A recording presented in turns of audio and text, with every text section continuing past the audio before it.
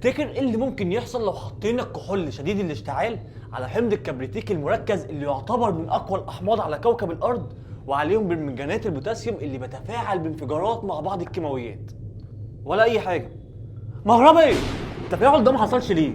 عشان السر في التفاعل ده انك لازم تفصل الكحول عن حمض الكبريتيك. لا، هو مش المفروض كله يتفاعل مع بعضه؟ ما هو ده السر في التفاعل، ان التفاعل ده بيتم على مرحلتين، مره مع الكحول ومره مع حمض الكبريتيك. مش فاهم بصراحه. لو جينا اضفنا الكحول للحمض الكبريتيك هيحصل بينهم تفاعل كبير جدا. فساعتها لو حطيت البرمنجانات مش بيكون ليها تاثير. بالظبط، وهنا سر التجربه، ان احنا لازم نفصل الكحول عن حمض الكبريتيك. فعلشان نعمل دوت محتاجين نحط التقيل تحت وبعد كده فوقيه الخفيف عشان ما يختلطوش ببعض. ما بقتش سهل انت على فكره. معاك بقى على طول. يلا بينا نشوف التجربه. يلا بينا.